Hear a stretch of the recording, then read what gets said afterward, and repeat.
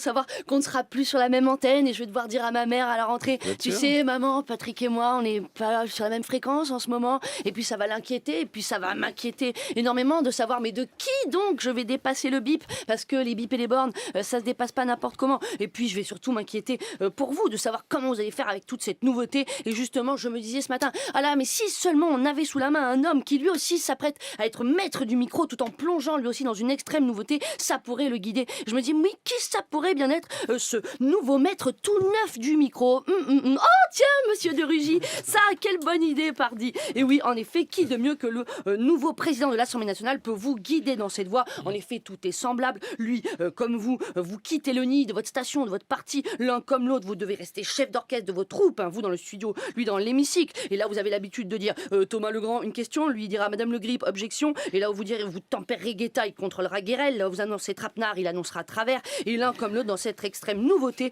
vous aurez à bien tenir entre vos doigts dodus mais néanmoins fermes les ficelles, vous, de l'info et lui de la loi. Et il faudra peut-être bien prendre exemple sur cette façon justement de tenir la loi. Car le président de l'Assemblée nationale, vous savez, ce n'est pas qu'un simple député qui, comme les 577 autres, va voter à main cachée. Non, le président de l'Assemblée nationale a cette responsabilité de désigner 3 des 9 membres du Conseil constitutionnel. Or, le Conseil constitutionnel, c'est le haut de la pyramide de la loi. C'est lui qui décide si la loi est hors la loi. Et ainsi, députés et sénateurs peuvent bien s'écharper pendant des mois pour pondre un texte commun. Si les 9 bons hommes du Conseil constitutionnel ne sont pas d'accord, bam, ils vous le retoquent, le texte de loi. D'où l'importance de la chose. Et je me disais, vous auriez peut-être intérêt pour composer votre future équipe de vous inspirer de la façon dont monsieur de Rugy, président de l'Assemblée nationale, va désigner ce Conseil constitutionnel. Et en même temps, je me disais, Patrick, s'il choisit son équipe comme il choisit son étiquette politique, j'ai peur que ce soit un peu un Kinder Surprise, votre émission, puisqu'effectivement, monsieur de Rugy, ici, du groupe des écologistes, vous êtes passé au Parti Socialiste en mai 2016, du PS, ensuite... Non, je n'ai jamais été membre du Parti Socialiste.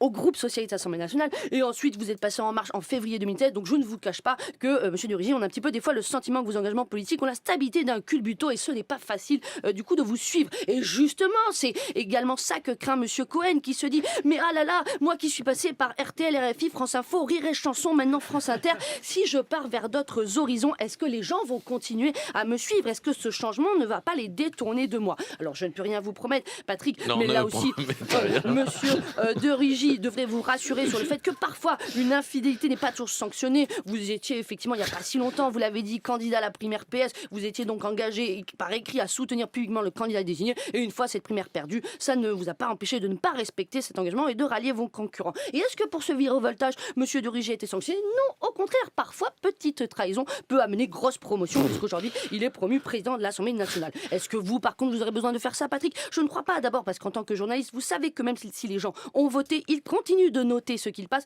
et puis vous n'en avez pas besoin. Pourquoi? Parce que si monsieur de Rugy a changé d'étiquette, c'est aussi certainement parce qu'il n'avait pas gagné cette primaire de la gauche. Mais bien évidemment que s'il avait gagné, il serait resté attaché à ses valeurs aussi fort qu'à son siège. L'opportunisme, c'est un petit peu le péché mignon du perdant qui vise quelque chose in extremis quand il a le sentiment de n'avoir plus rien. Mais vous n'êtes pas dans cette panique de vous accrocher à un poste de radio, non, puisque vous n'êtes pas à 3,5%, mais à bien plus. Vous pouvez donc partir avec la tranquillité du devoir accompli. Vous avez bien bossé, vous bosserez bien encore. Je vous souhaite tout le bonheur pour cela. La seule chose que je vous demanderai, par contre, Patrick, c'est de nous laisser quand même quelques auditeurs à France Inter, car au vu de tous les remous qui traversent nos esprits, ça fait tellement du bien d'avoir des oreilles à qui les confier. Nicole Ferroni, merci pour tout, et y compris pour avoir enjambé avec autant de grâce et d'élégance et bip, comme vous le faites chaque mercredi, Nicole. Merci à vous. Pile. Je vous embrasse. Non, pas pile du tout.